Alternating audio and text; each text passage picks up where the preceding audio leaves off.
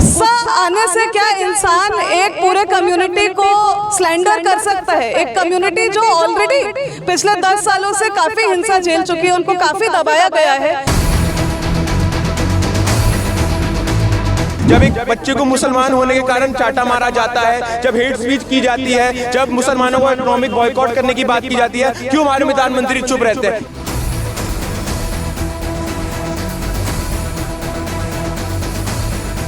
तो आपकी आइडेंटिटी पे तो नहीं भड़काया होगा, आप किसी और की आइडेंटिटी उसका एक क्योंकि वो एक मुसलमान है उसके रिलीजियस आइडेंटिटी पे अगर अटैक कर रहे हैं तो आप ये नहीं कह रहे कि आपने मुझे भड़काया था इसीलिए ये एक रिएक्शन है मेरा। नमस्कार, नेतृत्व में आप सभी का स्वागत है। मैं हूं आपके साथ अल्फराज शेख। इस वक्त हम दिल्ली यूनिवर्सिटी के बाहर हैं, जहां पर दिल्ली यूनिवर्सिटी के छात्र प्रोटेस्ट कर रहे हैं और प्रोटेस्ट कर रहे हैं जिस तरीके से दिल्ली में सांसद रमेश बिधूड़ी ने आपत्तिजनक भाषा का इस्तेमाल किया था, वो भी संसद के अंदर, उसकी बर्खास्तगी को लेकर यहाँ पर स्टूडेंट प्रोटेस्ट कर रहे हैं। आपको दिखा सकते हैं किस तरीके से यहाँ पर दिल्ली यूनिवर्सिटी के छात्र रमेश बिधूड़ी के बर्खास्तगी को लेकर ये प्रोटेस्ट कर रहे हैं और इनकी मांग है कि उनकी बर्खास्तगी जिस तरीके से संसद के अंदर उन्होंने बयान दिए थे उसको लेकर यहाँ पर ये प्रोटेस्ट कर रहे हैं।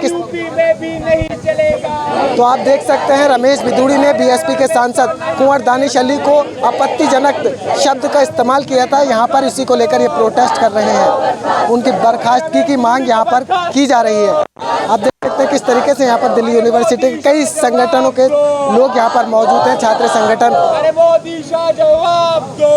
जवाब देने की ये मांग यहाँ पर कर रहे हैं। इन छात्रों से हम बातचीत करने की कोशिश करेंगे कि आखिर इनकी क्या मांग है। रमेश बिधूड़ी को बर्खास्त करो, अरे संसद से बर्खास्त करो, अरे अभी करो, अर्जेंट करो, अरे मोदी शाह जवाब दो, अरे मोदी शाह जवाब दो, अरे हेट स्पीच।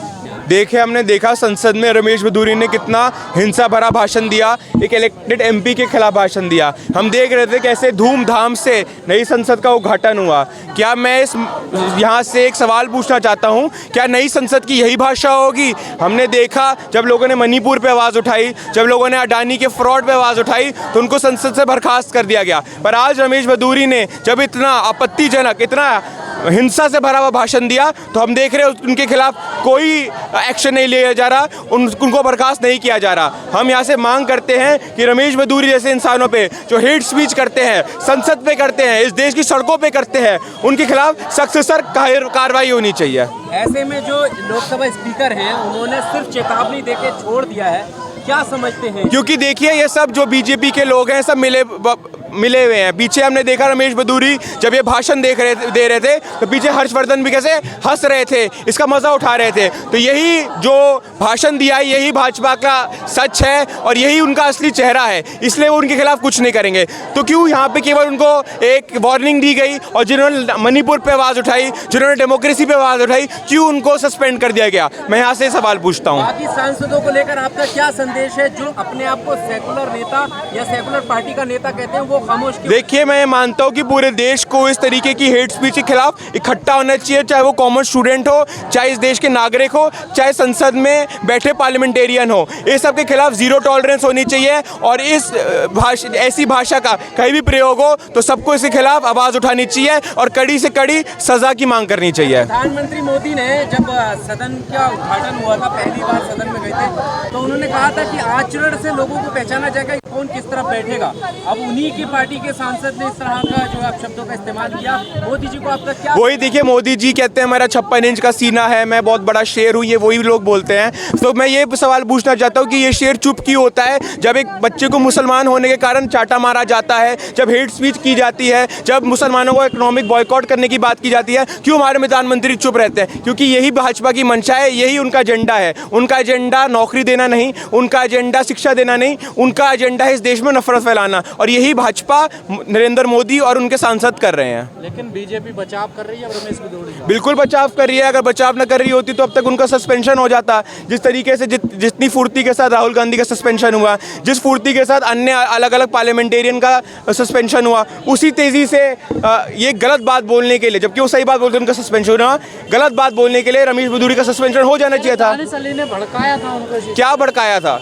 अगर मैं कहता हूँ कि दानिश अली ने कोई भड़काया नहीं गया। अगर भड़काया भी गया तो कोई भाषा का प्रयोग करने की ये कोई तरीका है? सुप्रीम कोर्ट ने क्लियर कट गाइडलाइंस इशू की हुई हैं कि कहीं भी हेट स्पीच हो, पुलिस को उसके खिलाफ एक्शन लेना होगा, और पुलिस को अब रमेश भदौरिया के खिलाफ भी एक्शन लेना पड़ेगा। जब मुस्लिम सांसद संसद में सुरक्षित नहीं है तो गांव में जो गांव में रहते हैं उनका क्या हाल होता है? देखिए, ये ऐसा कुछ सवाल हम भी यहाँ से पूछते हैं कि ये चीज़ आज रिकॉर्ड हो गई, सबके सामने आ गई। ऐसे तमाम तरीके की हेट स्पीच आज पूरे देश में हो रही है। पूरे देश में अलग अलग जगह पे मुसलमानों को इकोनॉमिक बायकॉट करने की बात की जा रही है, हिंसा फैलाने की बात की जा रही है। यूपी में हमने देखा कि ऐसे एक बच्चे को स्कूल में पढ़ने के लिए, एक छोटे बच्चे को एक मुसलमान होने के कारण और बच्चों से चाटा मरवाया गया। तो इस सब के खिलाफ हमको बोलना जरूरी है। तैयारी है क्या बीजेपी? बिल्कुल 2024 की तैयारी है। जैसे हम देखते हैं चुनाव पास आता रहता है, जो बीजेपी की नफरत की दुकान है, ये नफरत की राजनीति है, ये बढ़ती रहती है।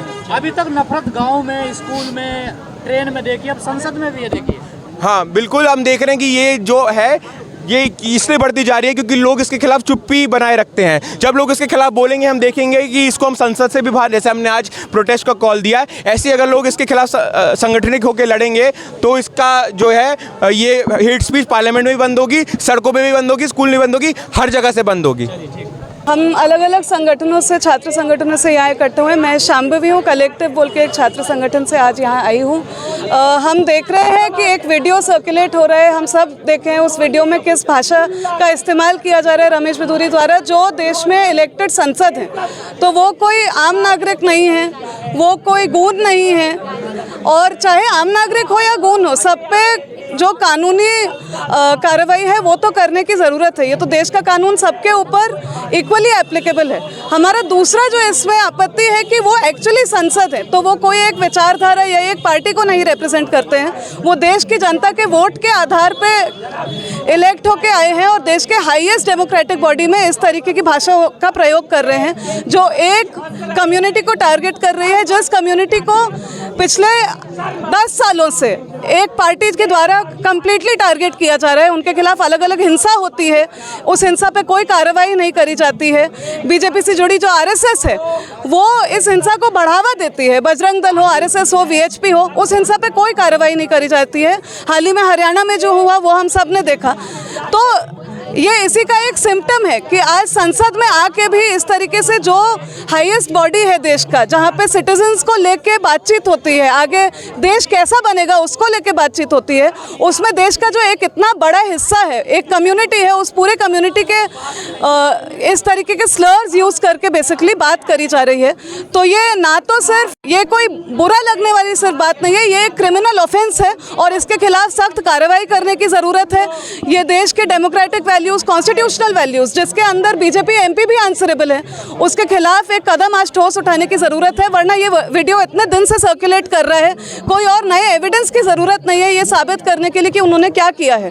तो सिर्फ उतने ही एविडेंस के ऊपर उनको निकाला जाना चाहिए और उनके खिलाफ कार्रवाई करी जानी चाहिए। वो दानिश अली पर ही आरोप लगा रही है कि उन्होंने प्रधानमंत्री के लिए पहले गलत भाषा का इस्तेमाल किया। देखिए, संसद तो डेमोक्रेटिक एक स्पेस है जहाँ पे आप पार्टीज एक दूसरे का, जो संसद में जो बैठे हैं एमपीज, वो एक दूसरे का आलोचना करते हैं। अगर ये शब्द इस तरीके के एक कम्युनिटी को स्लैंडर करते हुए, उसका सबसे बुरा जिस तरीके से भाषा यूज़ हो सकती है, जो यूज़ करने में हम तो यूज़ कर ही नहीं सकते बेसिकली यहाँ पे, अगर वो भाषा कोई एमपी यूज़ कर रहा है तो वो सिर्फ कोई आम क्रिटिसिज्म नहीं है, वो पॉलिटिकल क्रिटिसिज्म नहीं है, वो एक तरीके से एक हिंसा का ही सिम्टम है।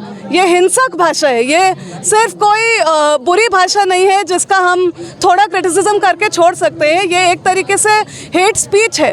Hate speech is not simply bad language, वो एक कम्युनिटी के ऊपर रक्षा मंत्री ने संसद में माफी मांग ली है। देखिए सिर्फ माफ़ी मांगने से क्या होगा? हेट स्पीच तो सिर्फ माफ़ी मांग के, ये एक इंसान ने दूसरे इंसान को दोस्ती में कुछ गलत बोल दिया या दोस्ती ना भी हो, सड़क पे चलते कुछ गलत बोल दिया, ये तो वो चीज़ नहीं है। ये तो मतलब इलेक्शन लड़ के चुनाव जीत के लोगों के वोट्स पे एक देश को रिप्रेजेंट कर रहे हैं वहाँ पे। ये कोई विचारधारा को नहीं रिप्रेजेंट कर रहे, कि चाहे विचारधारा इनकी हो हिंदू मेजॉरिटेरियनिज्म की, लेकिन वो विचारधारा ये संसद में उस भाषा से नहीं यूज़ कर सकते, क्योंकि वो अभी भी कॉन्स्टिट्यूशनल वैल्यूज़ के अधीन है। पर बीजेपी कह रही है कि दानिश अली बार-बार टोक रहे थे बीच में, उन्हें बोलने नहीं दे रहे। प्रधानमंत्री को गुस्सा आने से क्या इंसान एक पूरे कम्युनिटी को स्लैंडर कर सकता है? एक कम्युनिटी जो ऑलरेडी पिछले 10 सालों से काफ़ी हिंसा झेल चुकी है, उनको काफ़ी दबाया गया है, एक माहौल बनाया गया है उनको एक्सप्लॉइट करने का, ओप्रेस करने का, उसके खिलाफ हेट स्पीच का इस्तेमाल तो गैर कानूनी है। इट इज़ नॉट जस्ट कि ये बुरी भाषा में यूज़ किया जा रहा है, ये साफ साफ देश का कॉन्स्टिट्यूशन का उल्लंघन करते हुए, क्योंकि कॉन्स्टिट्यूशन के आधार पर सभी नागरिकों का, चाहे वो हिंदू हो, मुस्लिम हो, औरत हो, आदमी हो, चाहे किसी भी तरीके का भेदभाव हो लोगों के बीच समाज में, उसका इक्वल पॉलिटिकल राइट है देश में एज सिटीजन्स रहने का, एज सिटीजन्स पार्टिसिपेट करने का, और उसके खिलाफ इस तरीके की भाषा यूज़ करी जाए, ये इन वैल्यूज़ का उल्लंघन है। चेतावनी दे दी। चेतावनी से इसमें क्या होगा? हेट स्पीच तो एक कैटेगरी ऑफ ऑफेंस है। सिर्फ चेतावनी देने से उनको, स्पीकर को, एक तो तुरंत वहाँ पे उनको चुप कराना चाहिए था और उसके बाद उनके खिलाफ कार्रवाई लेनी चाहिए थी। सिर्फ एक चेतावनी दे दें, चेतावनी तो क्लासरूम में बच्चा एक दूसरे को कुछ बोलता है गलत तब टीचर देती है, ये तो क्लियरली बच्चे नहीं हैं, ये काफ़ी बड़े लोग हैं। आज हम लोग दिल्ली यूनिवर्सिटी के छात्र हैं और हम लोग यहाँ आर्ट्स फैकल्टी के बाहर इसलिए इकट्ठा हुए हैं क्योंकि जिस तरीके के रमेश बिधूरिया ने जिस तरीके का हेट स्पीच पार्लियामेंट में यूज़ करा है, उसके अगेंस्ट हम लोग यहाँ खड़े हुए हैं और इसी डिमांड के साथ कि उसको पार्लियामेंट से निकाला जाए, क्योंकि ऐसे लोग पार्लियामेंट में रहना डिजर्व नहीं करते हैं और उस पर एक स्ट्रिक्ट एक्शन लिया जाए। जिस तरह से बीजेपी का कहना है कि शुरुआत जो है वो दानिश अली ने की थी और भड़काया था और इसलिए उन्होंने इन शब्दों का इस्तेमाल किया। हाँ, वो बोल ही रहे हैं कि भड़काया था, तो किस बात पे भड़काया था? आपकी आइडेंटिटी पे तो नहीं भड़काया होगा, आप किसी और की आइडेंटिटी, उसका एक क्योंकि वो एक मुसलमान है, उसके रिलीजियस आइडेंटिटी पे अगर अटैक कर रहे हैं तो आप ये नहीं कह रहे कि आपने मुझे भड़काया था इसीलिए ये एक रिएक्शन है मेरा। भड़काया था तो किस चीज़ पे भड़काया था, उस स्टेटमेंट के अगेंस्ट बोलिए। आप उसकी आइडेंटिटी पर अटैक कर रहे हैं तो वो दर्शाता है कि किस तरीके का हेट आपके अंदर है मुसलमानों के लिए, और वो हेट बाहर निकल रहा है अगर आप किसी के रिलीजियस आइडेंटिटी पर अटैक कर रहे हैं। नीच शब्द का इस्तेमाल किया गया था दानिश अली ने, जिसके बाद बिधूरी का प्रतिक्रिया। हाँ, तो उस शब्द के अगेंस्ट बोलिए ना कि क्यों इस तरीके के शब्द का यूज़ करा गया, लेकिन आप उसके रिलीजियस आइडेंटिटी, उसका मुसलमान होने के ऊपर आप बोल रहे हैं, उसके मुसलमान होने पे अटैक कर रहे हैं, तो वो एक हेट प्रोपेगेंडा फैलाना हुआ, वो एक हेट स्पीच हुई, और उस पर अगर कोई एक्शन नहीं लेता है पार्लियामेंट, तो पार्लियामेंट ये बताता है कि ऐसा स्पेस दिया जा रहा है पार्लियामेंट में कि ऐसी चीज़ें बोली जाए और उसके बाद कोई स्ट्रिक्ट एक्शन नहीं लिया जाएगा। क्योंकि मणिपुर वायलेंस पे अगर अकाउंटेबिलिटी मांगी जाती है सरकार से, अगर टमाटर के बढ़ते हुए प्राइस पर अकाउंटेबिलिटी मांगी जाती है, अडानी के ऊपर बात होती है, तो उन पार्लियामेंट के मेंबर्स को निकाल दिया जाता है, उनको बोला नहीं जाता है। वही ये तो यही बताता है कि अगर इसके ऊपर एक्शन नहीं लेते हैं तो यही है नया भारत, यही है नया पार्लियामेंट, यही है नई सरकार, और ऐसी सरकार जो बस एक ही कम्युनिटी को रिप्रेजेंट करती है और दूसरी कम्युनिटी को आज के समय पे सेकंड क्लास सिटीजन बना दिया गया है। उस कम्युनिटी को बोला जा रहा है कि इस देश में तुम्हारा कोई हक नहीं है, तुम्हें कोई रिप्रेजेंट नहीं करता है, पार्लियामेंट भी तुम्हें रिप्रेजेंट नहीं करता और लॉफुली भी तुम्हें कोई जस्टिस नहीं दे सकता है। तो आपने देखा किस तरीके से दिल्ली यूनिवर्सिटी के बाहर जो संसद में अपशब्द कहे गए थे उसको लेकर यहाँ पर प्रोटेस्ट चल रहा है। छात्रों का कहना है कि बीजेपी सांसद रमेश बिधूरी के खिलाफ एक्शन लिया जाए, उन्हें बर्खास्त किया जाए संसद से। इस पर आपकी क्या कुछ राय बन रही है, हमें कमेंट करके ज़रूर बताइए। देखते रहिए इंडिया ट्रूथ। शुक्रिया।